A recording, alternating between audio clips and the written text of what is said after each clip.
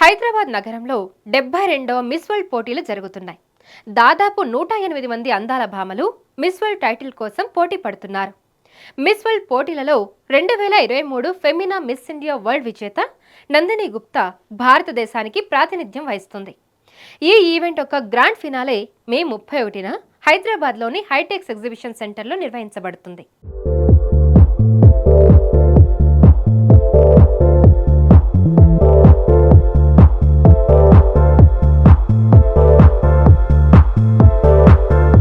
Miss world పోటీలను Eric మోర్లీ అనే వ్యాపారవేత్త 1951 సంవత్సరంలో యునైటెడ్ కింగ్డమ్లో ప్రారంభించారు. మొదట్లో లండన్లోని బికినీ ఫెస్టివల్లో భాగంగా నిర్వహించబడిన ఈ పోటీలను ఫెస్టివల్ బికినీ కంటెస్ట్ అని పిలిచేవారు. మొట్టమొదటి ప్రపంచ సుందరిగా స్వీడన్కు చెందిన కీకీ హకాన్సన్ విజేతగా నిలిచిన ఆమె విశ్వసుందరి కిరీటాన్ని బికినీలో ధరించడం వివాదాస్పదంగా మారింది. 1952 నుంచి ఫెస్టివల్ బికినీ కంటెస్ట్ పేరును మిస్ వరల్డ్గా మార్చారు. అనంతరం మిస్ వరల్డ్ పోటీలు ప్రపంచవ్యాప్తంగా గుర్తింపు పొందాయి. గతంలో అందాల పోటీలపై, శరీర సౌందర్యంపై భారతదేశ ప్రజల్లో అంతగా ఆసక్తి ఉండేది కాదు. కానీ ఎప్పుడైతే రీటా ఫరియా, ఐశ్వర్య రాయ్, సుష్మితా సేన్, ప్రియాంక చోప్రాలు అందాల పోటీల్లో సత్తా చాటి విశ్వసుందరి కిరీటాన్ని సొంతం చేసుకున్నారో అప్పటి నుంచి ప్రజల్లో అందాల పోటీలపై, శరీర అందంపై ఆసక్తి పెరుగుతూ వచ్చింది. సినిమాలతో పాటు పలు కంపెనీల వాణిజ్య ప్రకటనలు కూడా శరీర అందాన్ని ప్రమోట్ చేయడం మొదలయ్యాక భారతదేశ ప్రజల్లో అందంగా కనిపించాలనే తాపత్రయం మొదలైంది. ఉదాహరణకు శివాజీ సినిమాలో రజనీకాంత్ నల్లగా ఉన్నాడని శ్రియా అతని ప్రేమను అంగీకరించదు.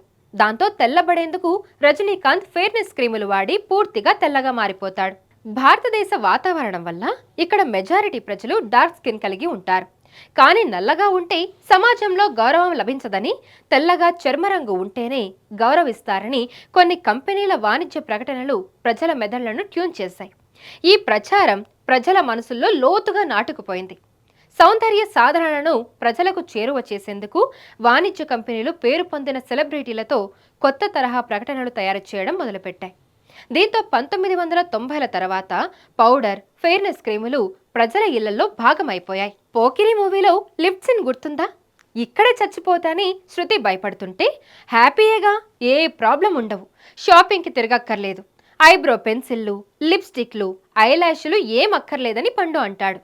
నేనేమంత ఓవర్గా మేకప్ అవ్వలేదండి, జస్ట్ ఫేస్ వాష్ చేసుకుని లిప్స్టిక్ రాసుకున్నా, అంతకన్నా ఏం లేదని శృతి అంటుంది. పండు శృతి ముఖాన్ని తాకి ఏంటది అని అడిగితే అది జస్ట్ క్రీమ్ అని అంటుంది. నేటి యువత మేకప్ వేసుకోమంటూనే మేకప్కి ఎంతగా అడిక్ట్ అయ్యిందో పోకిరి మూవీలో లిఫ్ట్ సీన్ వ్యంగ్యంగా చూపిస్తుంది.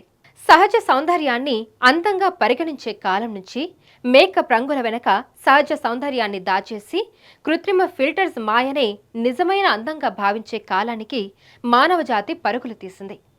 మనిషి అందం బహుళ వాణిజ్య కంపెనీల చేతిలో కీలుబొమ్మగా మారిపోయింది. అందంగా కనబడాలంటే నిర్దిష్టమైన ఆకృతి, రంగు, పొడవాటి ఒత్తైన జుట్టు ఉండాలనే ప్రచారాన్ని బ్యూటీ ప్రోడక్ట్స్ అమ్మే కంపెనీలు ప్రచారం చేశాయి. తమ షాంపూలు, సబ్బులు, స్కిన్ వైటనింగ్ క్రీములు వాడితే చర్మం మృదువుగా మారుతుందని, ఒత్తైన జుట్టు పెరుగుతుందని, నల్లగా ఉన్నవారు తెల్లగా కావడం వల్ల ఆత్మవిశ్వాసం పెరుగుతుందని, తద్వారా ప్రేమ, విజయం సులువుగా సొంతం చేసుకోవచ్చంటూ సౌందర్య ఉత్పత్తుల కంపెనీలు తమ ప్రకటనలను నూరిపోశాయి. ఈ ప్రకటనలు విశ్వసించే భారతీయుల సంఖ్య క్రమంగా పెరుగుతూ వచ్చింది. ఈ మార్కెట్ ఎంతగా విస్తరించిందో గణాంకాలు చూస్తే సులువుగా అర్థమైపోతుంది. 1997వ సంవత్సరంలో ప్రపంచవ్యాప్తంగా $171.5 బిలియన్ ఉన్న సౌందర్య ఉత్పత్తుల మార్కెట్ విలువ సుమారు $677 బిలియన్ చేరుతుందని అంచనా. భారతదేశ విషయానికి వస్తే 2008లో $2.5 బిలియన్ ఉన్న మార్కెట్ విలువ 2016లో $6.5 బిలియన్ నమోదు కాగా 2025 నాటికి $20 బిలియన్ చేరుకుంటుందని associated chambers of commerce and industry of India నివేదిక పేర్కొంది. కాస్మెటిక్ సర్జరీ పరిశ్రమ కూడా అభివృద్ధి చెందుతూ ఉండడం ఆందోళన కలిగించే విషయం.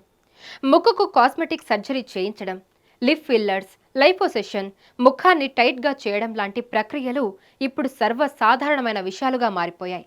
తెల్లగా కనిపించడమే అందమంటూ గ్లోరిఫై చేయడం స్త్రీ పురుషులిద్దరిలో కుంగుబాటుకు, ఆత్మన్యూనత భావానికి కారణమవుతుంది.